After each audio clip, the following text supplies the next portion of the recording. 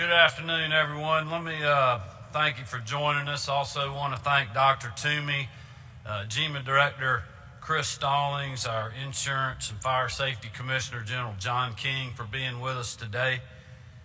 With Thanksgiving just being 2 days away, we want to provide an update to the people of Georgia on where we are in our fight against COVID-19, but also remind them to stay vigilant as we head into not only Thanksgiving, but this holiday season.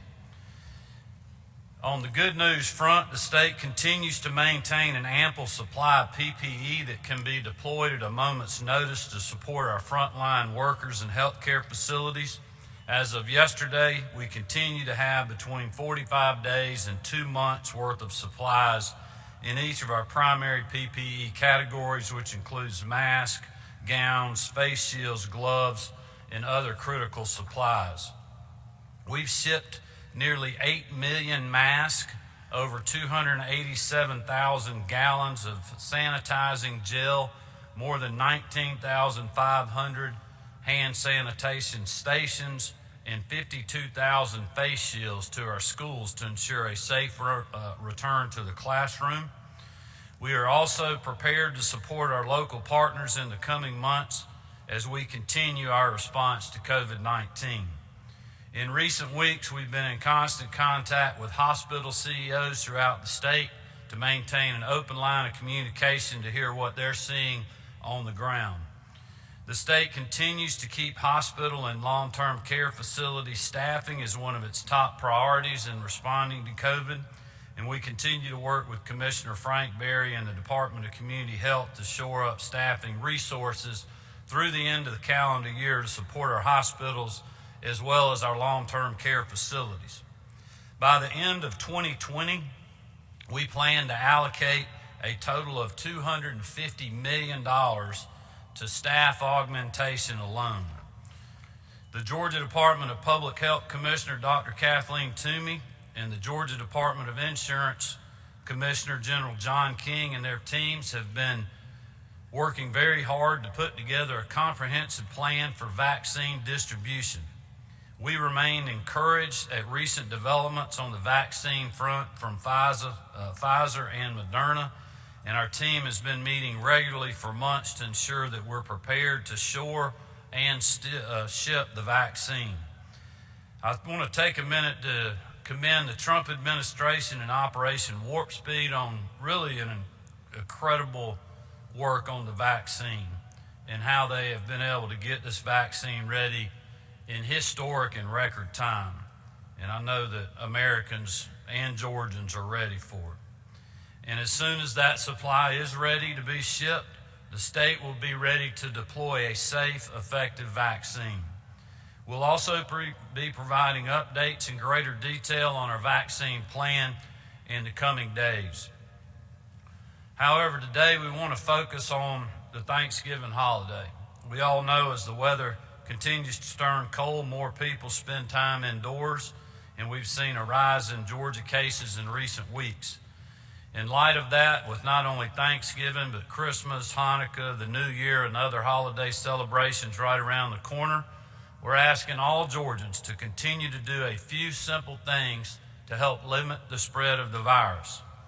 The 4 things for fall that we've talked a lot about: wear a mask, practice social distancing, continue to wash your hands, and follow the guidance of our public health officials that we have outlined in our executive orders.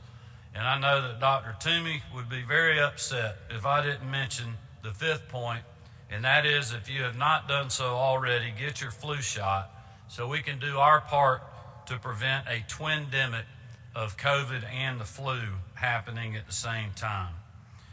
I know, like you, many are looking forward to spending time with their loved ones over the holidays. I am too, but I will tell you, we have to continue to remain vigilant. If possible, consider gathering virtually or limiting your holiday gatherings to only a few people within the same household. If weather permits, see if you can gather outside to reduce the risk of exposure indoors. If you are traveling, take extra steps to socially distance from those you don't regularly see. And please, if your loved ones are more vulnerable to COVID-19, especially the elderly and those with underlying medical conditions, consider their risk of including them in our holiday gatherings. As I said over the weekend, our fight for COVID-19 has uprooted many of the norms that we're used to, especially during the holidays. I know that people are frustrated and ready to return to normal. I am as well. But we cannot grow weary. We have to keep our foot on the gas in this fight. And as we celebrate Thanksgiving on Thursday, I think we all have plenty to be thankful for. Personally, I'm thankful for the hard-working Georgians who have stepped up to the plate in the recent months to follow the guidance, get folks back to work safely, partner with us as we fight every day to protect lives, but also livelihoods. I think about the educators who have adapted to a changing educational landscape to continue teaching our kids. I'm thankful especially for our frontline heroes, doctors, nurses, public health workers, and others who have gone far above the traditional call of duty, working long hours, spending precious time away from their family, many of whom will be away from their families on this Thursday. I hope that all Georgians will keep them in their thoughts and prayers and will continue to stay healthy. I'm also thankful for all those in law enforcement, our first responders, as well as our troops, including the Georgia National Guard. They have certainly dealt with unprecedented challenges and demands in recent months, never asking for recognition or special praise as they serve and protect. We all owe them our heartfelt gratitude. As governor, I know that we've got to continue to celebrate the good times, even in tough times like we're in now. And through the pandemic, it has brought tremendous loss and uncertainty, but I also believe it has shown the best in our state. So as we celebrate Thanksgiving and move forward in the days, weeks, and months to follow, let's continue to hunker down. Let's stay vigilant and resolve to act in the best interest of our fellow citizens. This holiday season will no doubt look different, but if we work together, I'm confident that Georgia's best days ahead are going to be safe, healthy, and continue to be prosperous. Thank you all. God bless. God bless you and your families. We wish you the best for a wonderful Thanksgiving holiday. And with that, I'm going to turn it over to Dr. Toomey for a few remarks.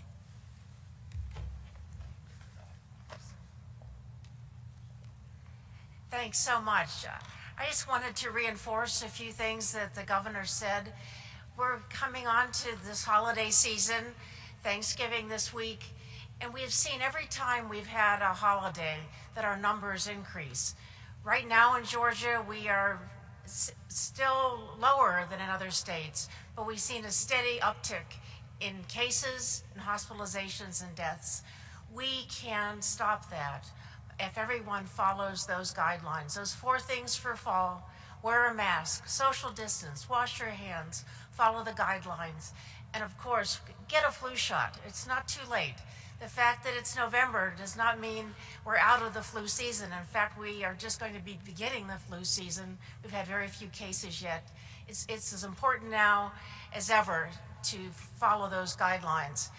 I wanted to say that one of the things I think people have thought about is that they go get a COVID test now and they say, well, then I can go and be with my family and not wear a mask, not social distance, not take the precautions that have been recommended, including actually this year sitting this out and taking Thanksgiving via Zoom with your family at a distance. If you get tested today and you're negative, it does not mean that you will not be positive in a day or 2 or 3. And so it's particularly important that we don't use that COVID test as a justification to go and not follow the guidelines.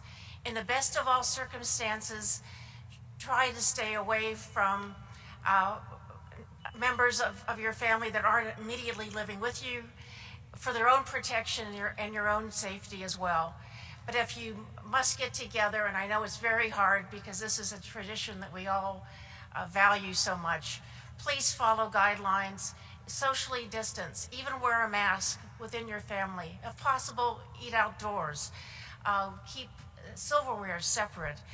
And if at all possible, try to socially distance throughout your visit. This is the one way we can get through this Thanksgiving without seeing additional cases and what I hope will be a healthy, safe, and happy Thanksgiving. And so just as I close, to wish you all a very healthy, happy, safe, and I hope Zoomed Thanksgiving with your family members throughout the country. Thank you.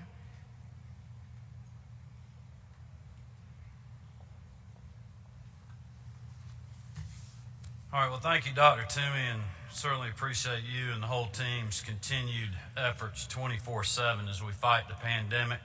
We're going to open it up for some questions. Obviously, we got General King here, Director Stallings, Dr. Toomey, and myself. Before I start taking questions or any of the other folks do, I'd like to briefly just make a quick statement on elections so we can stay focused on COVID before this Thanksgiving holiday. As you all know, the President and his team requested a recount in the state of Georgia. That is now underway. I continue to stand with the President, and I support his decision to ensure that every legal vote is counted. I have followed the law, and I will continue to do so. And as stated during last week's remarks, I support a sample audit of signatures, strengthening the photo ID law as it relates to absentee voting, and I firmly believe that all voting irregularities need to be fully investigated. We should follow the law, and we should continue to put Georgians first. Over the last several weeks, unfortunately, we've seen a lot of misinformation, and more recently, quite honestly, baseless attacks that are absolutely absurd and accusations made against myself and my family. These are ridiculous. They only seek to breed fear, create confusion, and sow discord amongst our citizens. Now more than ever, we must stand up for the truth, and we have to unite around our shared values. We must ignore those that want to divide us and find a way to overcome the challenges that we all face together. I'm committed to doing that, so thank you, and I'll be glad to open it up for some COVID-related questions. Yes.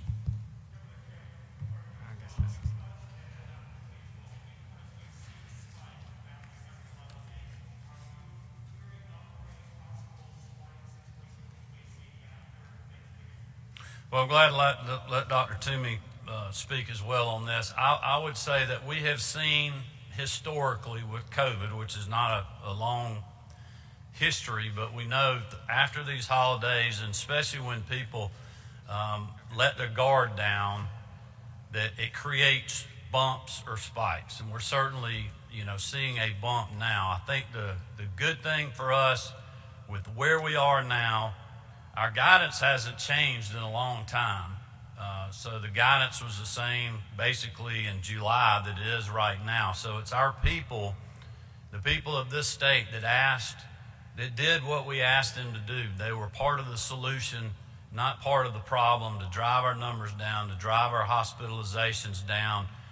We've seen that with, as we continue to reopen our state, we had folks going back to school, more people going back to work, and we were fighting to protect lives and livelihoods, that we've seen an increase in cases. Thankfully, when you compare us to the rest of the country, I'm ecstatic that we're where we are. I'm also concerned at where we could go if we don't have people follow the guidance and best practices, especially over Thanksgiving when they're traveling, when they're going to consider having larger family gatherings. So we want to do just like we did, going into Labor Day. We asked people to follow the guidance, and we didn't see a huge spike after Labor Day. We've prepared our hospitalization plans and our responses, our PPE supply that Director Stallings has been working on. We are prepared to handle whatever comes our way. We want this to be a bump, not a spike. And that's what we're seeing right now. So we're urging everybody to stay focused over this long weekend of just be smart, use good common sense, get outside when you can. If you're having to be inside, try not to stay around people too long. Distance yourself, wear your mask, and we are very well prepared to weather whatever storm may come. Hey, Governor, Andy with Dr. Live to Toomey, Life. did you have anything you wanted? You good? Okay, yes. Governor, I have a question for Dr. Toomey about the vaccine deployment. Dr. Toomey, once the FDA approves the vaccine, what's the state's role in getting it out to the public here in Georgia? About how many vaccines do you think we'll get? Who gets it first? Yeah, no, we have been working with General King, but also with CDC very, very closely. Our plan mirrors the pandemic flu plan that we had in place in 2009, 2010 in Georgia. And we are following to the T the CDC guidelines for the priority populations, and we'll be moving in waves over time. Exactly what our vaccine amount, I think, is still to be determined, but we are prepared. We have our staff on the ground ready, and we'll be ready to go when that happens, and we hope it will be as early as mid-December. And just one follow-up question. Once we start getting the vaccine, do you know if businesses or schools can require students and employees to get that vaccine before returning? Well, at this point, we are not mandating this vaccine because it's an EUA. It's a emergency use authorization vaccine. And I think when it becomes a fully approved vaccine, I think that's something that will have to be taken into consideration. But at this time, that is not even on the table.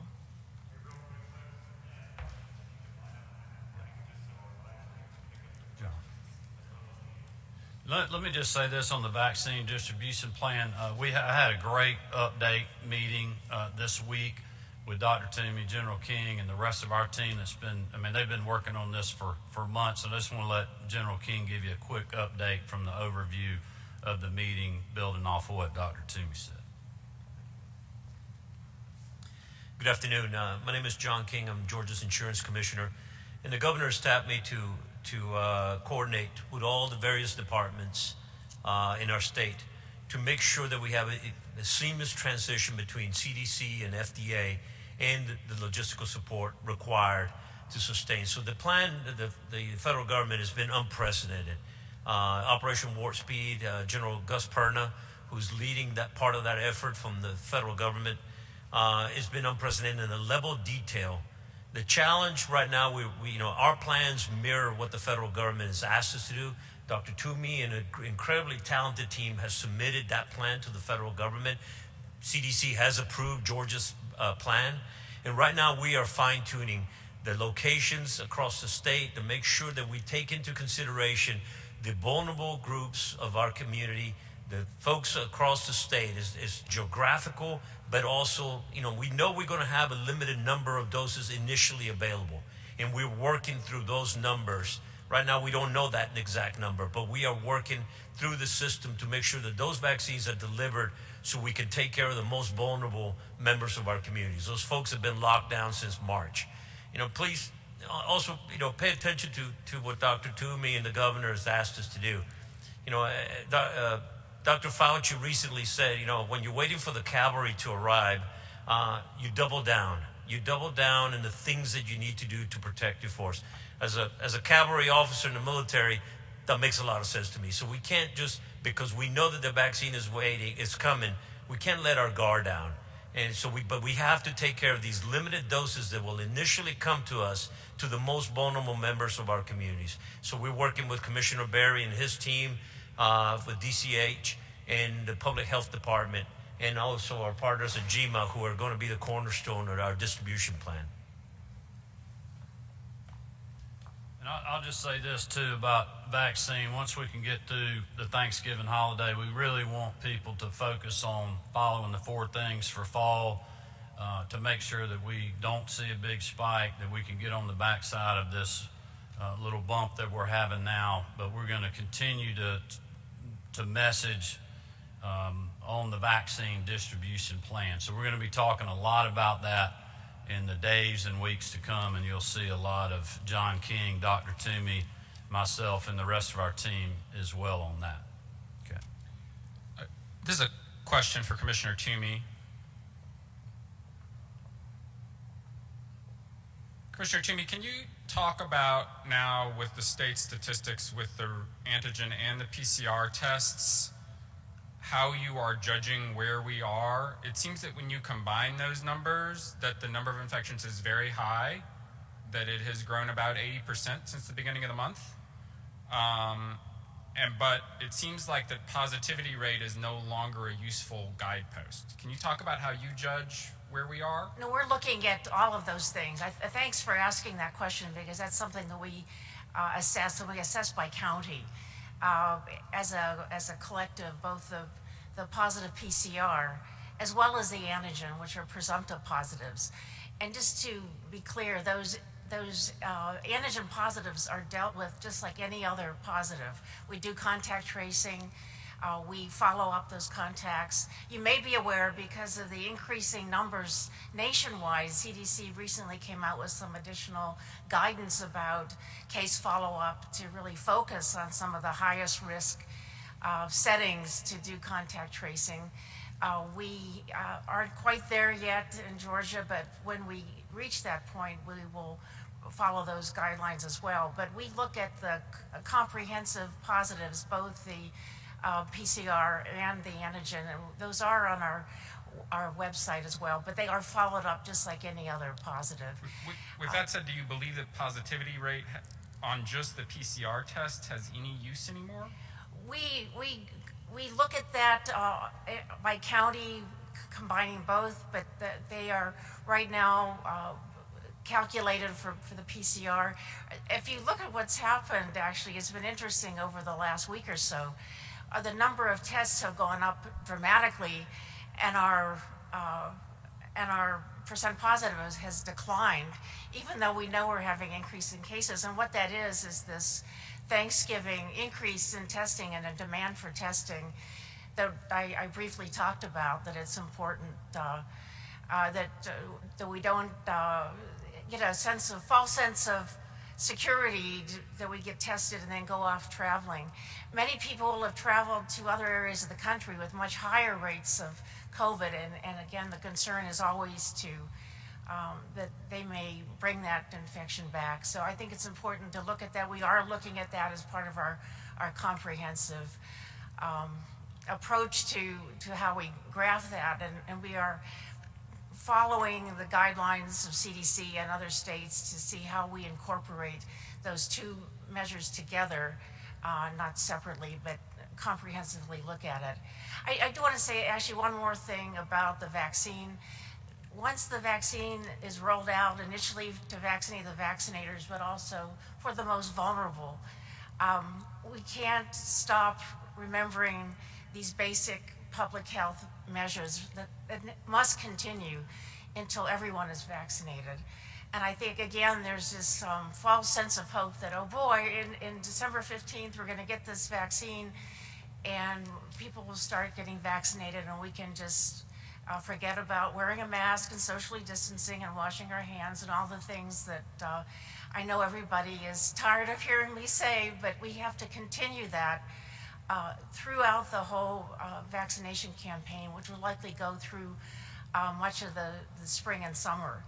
And I am confident by this time next year, we will have we'll be in a much better place with a state that's vaccinated, and I hope we'll have the whole pandemic more under control at this point, not just here, but throughout the country.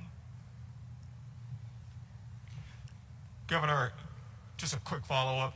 Sorry, I didn't know the mic was here, sir. You're doing a good job of getting the word out and getting the message of people to follow the 4 things for fall. But the airport management yesterday said they expect 1 million people to fly between now and this Sunday. How concerned are you that people aren't heeding the message and we will see a spike versus a bump? Well, I think for the most part, I mean, it's kind of, we'll see after a holiday weekend. I know in my discussions with senior executives at Delta, I heard John Zeldin on the radio yesterday talking about the precautions and the sanitation practices that the airport's taken. People that have been traveling, you know, they're seasoned business type travelers and other folks. I don't know that we've seen, I mean, Dr. Toomey can correct me if I'm wrong, but I don't know that we've seen any problems with people traveling around the country and around the world. In fact, we've had, you know, Pat Wilson, Department of Economic Development, has been over to Europe several times on economic development missions following Dr. Toomey's guidance and testing regime before and after, and like there's been no issues with that. Obviously, when you got a lot more volume in the airport, you have the opportunity for that, which is why, you know, I said in my remarks, people have to really pay attention to socially distancing themselves if they're going through the airport. I think the airlines have done an unbelievable job on the way they're recirculating, filtering, and cleaning air and the surfaces on the airplanes themselves.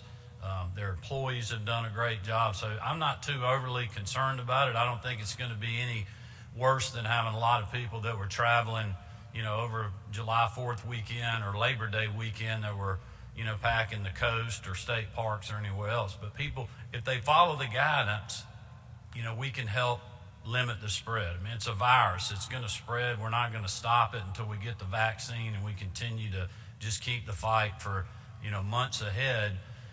But we can limit the spread if people are following the guidance. And I think that they'll do that in the airport. I mean, the airlines have policies on folks that are flying on their planes, and I know that the airports do as well. So I am cautiously optimistic for that. But I would urge, you know, any families that are traveling just to wear your mask, stay with your group, get in there, get out of there, and have a happy and safe Thanksgiving.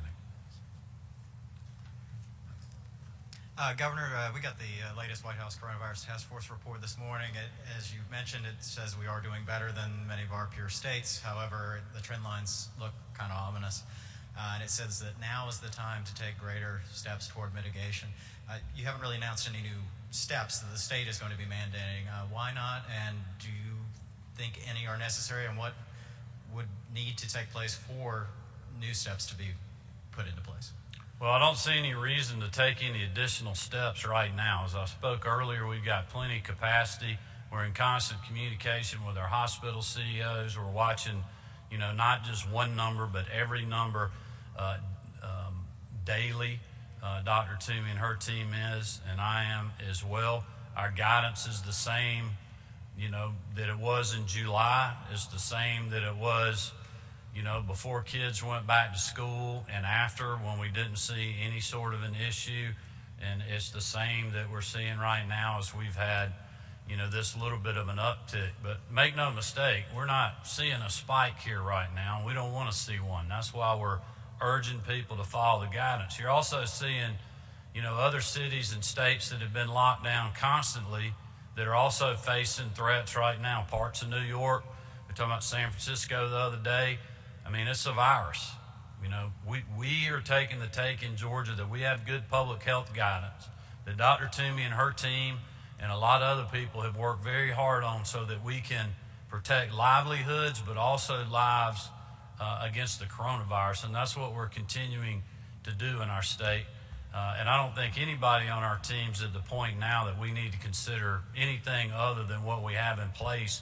Our citizens are the ones that solved the problem after July 4th, because people did what we asked them to do, and we're asking them to do that again going into Thanksgiving. If we do that, we're going to get on the backside of this little bump that we're seeing, and we're going to be closer to getting the vaccine distributed and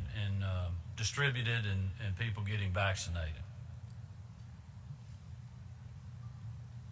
Governor, on your election comments, the Secretary of State's office has not ruled out the kind of signature audit that you'd like to see. They do say there are questions about how it would be done, who would do it, who would pay for it, and barring any specific evidence that there's been some sort of signature fraud, they're not sure, they're not ready to proceed. Do you see specific evidence that would warrant that step? Well, happy Thanksgiving. and we want to stay focused on COVID going into Thanksgiving. I'll refer back to my original statement. I've been very clear about what I would like to see, and I'll leave it at that. Any other COVID questions? I'd like to reinforce Dave's question about specific evidence regarding fraud. Happy Thanksgiving to you as well. Anything else on COVID? All right. Thank you very much.